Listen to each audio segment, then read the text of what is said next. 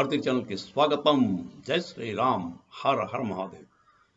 19th అంటే నిన్న తెల్లారకట్ట Israel Iran మీద దాడి చేసిందండి. అది యాక్చువల్గా రిటాలియేషన్ అంటారు. ఇరాన్ వాడు 14th 13th నైట్స్న ఈ ఇజ్రాయెల్ మీద దాడి చేశాడు కదా.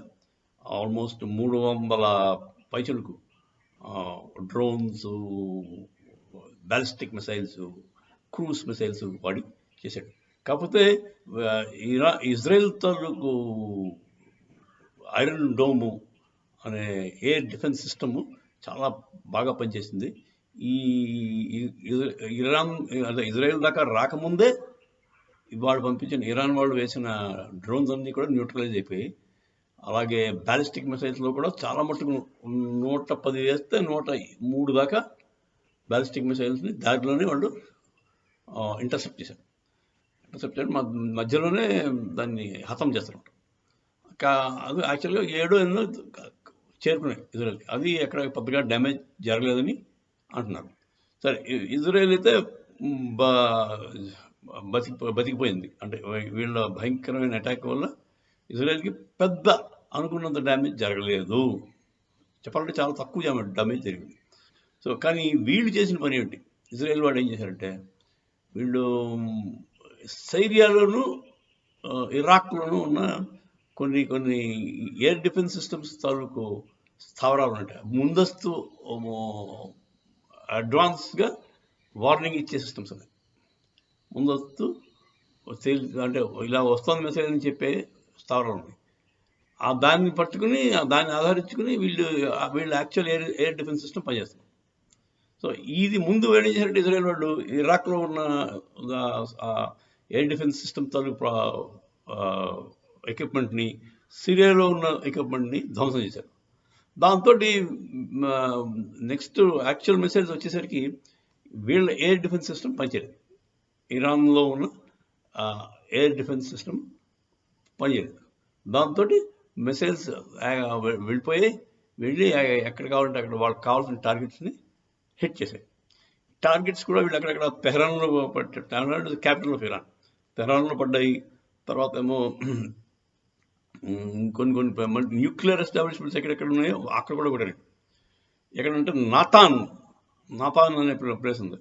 అక్కడ న్యూక్లియర్ ఆ ప్లేస్లోనే న్యూక్లియర్ వార్ హెడ్స్ తయారు చేయడం అన్నీ కూడా ఇరాన్ వాళ్ళు ట్రై చేస్తున్నారు. ఆ నాతాన్ అనే సిటీని కొట్టారు. తర్వాత ఏమో అక్కడ యురేనియం ఎన్రిచ్మెంట్ ప్లాంట్ ఒకటి ఉంది, దాని మీద కూడా కొట్టడం ట్రై చేశారు. మరి ఏమైందో కరెక్ట్గా తెలియదు. తర్వాత ఇస్ఫహాన్ అనే సిటీ ఉంది. ఆ ఇస్ఫహాన్ సిటీ మీద మిసైల్స్ దాడి చేశారు. మరి డ్యామేజ్ ఎంత మటుకైందో తెలియదు. మిసైల్స్ అయితే రీచ్ అయ్యాయి, ఎక్స్ప్లోడ్ అయ్యాయి. అవన్నీ కూడా విజువల్స్ కనపడుతున్నాయి ఇంటర్నెట్లో. కానీ డ్యామేజ్ ఎంత అయిందో ఇరాన్ వాడు చెప్పడం, ఇజ్రాయెల్ వాడు కూడా వాడు బయటికి చెప్పడం. సో ఇంపాక్ట్ ఏంటంటే వీటికి, ఈ వార్ స్టార్ట్ అవడానికి ఇంపాక్ట్ ఏంటంటే, మొత్తం ఆయిల్ ప్రైజెస్ మళ్ళీ గల్ఫ్లో ఉన్న ఆయిల్ ప్రైజెస్ బ్యారెల్కి $3 పెరిగిందండి. అలాగే క్రిప్టో కరెన్సీ పడిపోయింది. క్రిప్టో కరెన్సీకి దీనికి లింక్ ఏంటంటే, క్రిప్టో జనరల్గా మార్కెట్ అంతా అందరూ హ్యాపీగా ఉంటేనే క్రిప్టో మార్కెట్ బాగుంటుంది ఫర్ సమ్ రీజన్. అంటే అప్పుడు 1 years బట్టి కూడా క్రిప్టో పరిస్థితి బాగోలేదు. ఈ మధ్య కొద్దిగా అంటే యుక్రెయిన్ వార్ స్టార్ట్ అయిన దగ్గర నుంచి కూడా క్రిప్టో పరిస్థితి బాగోలేదు. ఈ మధ్య కాలం కొద్దిగా పుంజుకుంటుంది అనుకుంటే మళ్ళీ ఈ దెబ్బకి మళ్ళీ పడిపోయింది అదండి. సో ఇవన్నీ ఇండికేషన్స్ దేనికంటే World War III వచ్చే అవకాశాలు ఉన్నాయి. తర్వాత ఇప్పుడు యుఎస్ వాడు ఇన్వాల్వ్మెంట్ ఈ వార్లో ఏంటి అంటే, ఇరాన్కి వెళ్ళే దారిలో చాలా దూరం చెప్పుకున్నాం కదా, 1600 కిలోమీటర్లు అండి distance between Iran and Israel. Israel వాడు విమానం వెళ్ళి అక్కడ బాంబులు వేయాలి అంటే మధ్యదారిలో వాడికి రీఫ్యూలింగ్ అవ్వాలంటే ఎక్కడైనా పోనీ మధ్యలో ఇరాక్లో ఉన్న ఇక్కడ రీఫ్యూలింగ్ చేసుకోవాలి. కానీ వాడు ఒప్పుకోడు, ఇరాక్ కూడా ఒప్పుకోడు. కనుక ఈ అమెరికన్ ఏరోప్లేన్స్లో ఒక ఫెసిలిటీ ఉంది. వాళ్ళకి కొన్ని పెట్రోల్ రీఫిల్లింగ్ ఏరోప్లేన్స్ ఉంటాయి. అంటే ఏరియల్గానే, అంటే వాళ్ళు ఎగురుతుండగా 2 ఎగురుతుంటాయి. ఈ పెట్రోల్ బంక్ లాంటి ఏరోప్లేన్ ఒకటి వస్తుంది. దాని దగ్గర ఉన్న పెట్రోల్ అంతా తీసుకెళ్ళి దీనికి పోస్తాం. సో మిడ్ ఎయిర్లో పెట్రోల్ ఫ్యూలింగ్ అయిపోతుంది. సో ఆ ఫెసిలిటీ అమెరికా వాడు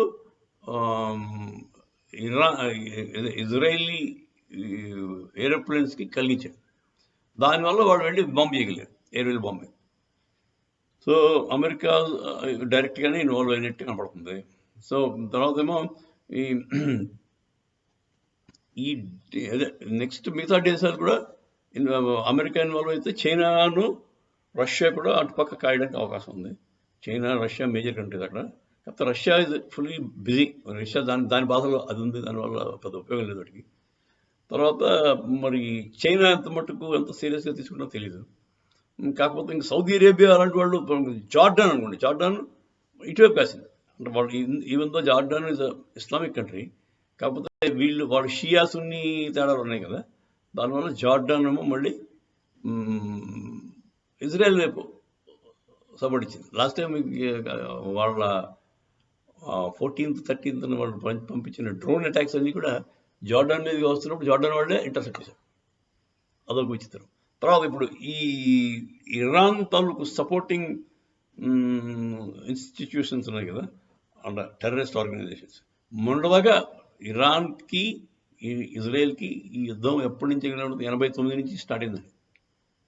ప్రాక్సీ వార్. ఇది ఫస్ట్ టైం వాడు ఒకరినొకరు ఎదుర్కొని డైరెక్ట్ వార్ ఇదే ఫస్ట్ టైం. ప్రాక్సీ వార్ అయితే 89 నుంచి సాగుతుంది. 89 నుంచి ఎందుకు సాగుతుందంటే అక్కడ అయోటోలా ఖోమేనీ వచ్చాడు. వాడు ఒక మత పెద్ద. అసలు ఇజ్రాయెల్కి వాడికి వారు అవసరం లేదండి. ఇజ్రాయెల్ ఎక్కడో ఉంది, వీడు ఎక్కడో ఉన్నాడు.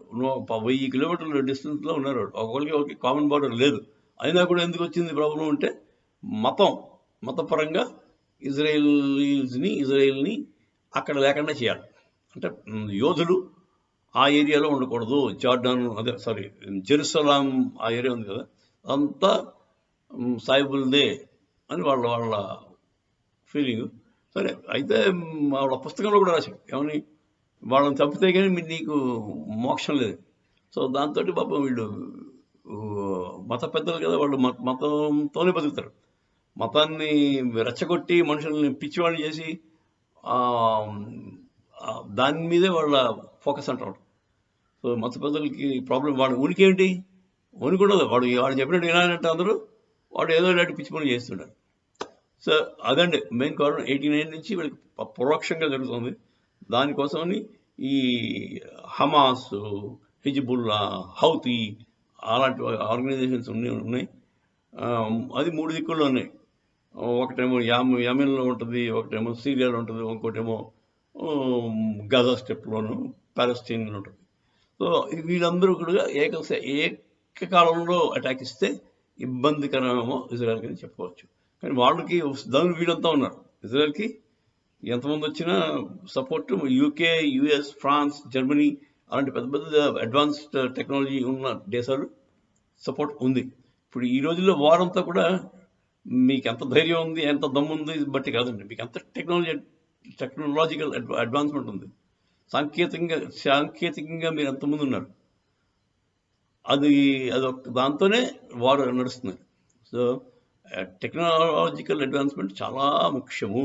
మన ఇండియా అందుకే మన మోదీ గారు చాలా ప్రిపేర్డ్గా ఉన్నారు. మరి కాంగ్రెస్ పార్టీ ఇంకో మాట ఉందండి, వాళ్ళు రాగానే న్యూక్లియర్ ఆర్సెనల్ అంతా న్యూట్రలైజ్ చేసేస్తట, ఇండియాని నాన్ న్యూక్లియర్ కంట్రీ కింద చేసేస్తట.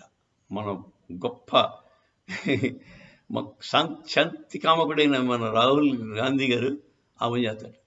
శాంతి కావాలంటే ముందు మనకి బలం ఉండాలి. బలం ఉంటేనే అవతల శత్రువుడు మన దగ్గర రాడు. మన దగ్గర రావడానికి భయపడతాడు. శాంతి కావాలంటే ముందు we should be ready for war. ఆ మాత్రం సింపుల్ లాజిక్ అని తెలియదే.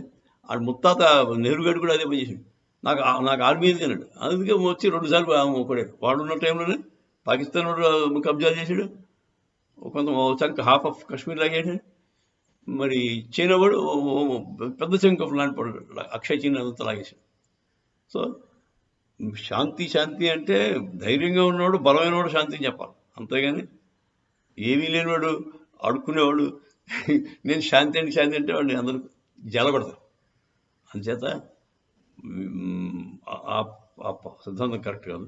సరే, ఈ war between Iran and Israel కొంచెం ఆస్కలేట్ అయ్యే అవకాశం ఉంది. ఎందుకంటే ఇరాన్ వాళ్ళు రిటాలియేట్ను, దాని రిటాలియేషన్ ఇజ్రాయెల్ వాడు ఎలా తట్టుకుంటాడో అది కూడా చూడాలి. నెక్స్ట్ ఏంటంటే, ఇప్పుడు యుక్రెయిన్ రష్యా వార్ ఒకటి సాగుతూనే ఉంది 2.5 ఏళ్ళ నుంచి. అది కొంచెం ఇప్పుడు మందగించింది, ఎందుకంటే సపోర్ట్ టు యుక్రెయిన్ తగ్గింది. వాళ్ళందరూ కూడా ఫోకస్ ఈ మిడిల్ ఈస్ట్ వార్ మీద పడింది. సో మన నాటో కంట్రీస్ అన్ని కూడా వాళ్ళ ఫోకస్ ఇజ్రాయెల్ ఇరాన్ వార్లో ఉంది. దాంతో యుక్రెయిన్ వార్ అయిపోవడానికి అవకాశం ఎక్కువ ఉంది. యుక్రెయిన్ వార్ ఖతం అయిపోతుంది. నెక్స్ట్ ఆర్మేనియా అజర్బైజాన్ కొట్టుకుంటున్నాయి. వాళ్ళు సీరియస్ వార్ అది. అజర్బైజాన్ తాలూకు ప్రాంతాలను ఆర్మేనియా తాలూకు ప్రాంతాన్ని అజర్బైజాన్ ఆక్రమణ చేసుకుంటాం, అదొకటి జరుగుతుంది. తర్వాత టర్కీ అండ్ గ్రీక్ వార్ జరుగుతుంది. నెక్స్ట్ ఈ చైనా వాడు అందరితో యుద్ధం అడిగి ఎక్కడ యుద్ధంలో డైరెక్ట్గా దిగడు, కానీ అందరినీ ఇబ్బంది పెడుతుంటాడు. చైనా వాడు ఫిలిప్పైన్స్ షిప్స్ని వాళ్ళని ఇబ్బంది పెడతాడు. తర్వాత తైవాన్ని అలాగే బెదిరిస్తున్నట్టు ఇప్పుడు ప్రపంచంగా. సో ఈ కండిషన్లో అంతా ప్రపంచం అంతా కూడా యుద్ధ వాతావరణం మోహరించే ఉంది. మన ఇండియా మాత్రం జాగ్రత్తగా అప్రమత్తంగా జాగ్రత్తగా ఉండాల్సిన అవసరం ఉంది. స్ట్రాంగ్ లీడర్, ఇంటెలిజెంట్ లీడర్, వాటికి ఉన్న టీం మంచి ఉన్న లీడర్స్ కావాలి. అంటే ఎవరో మీకు అర్థమైపోయి ఉంటుంది.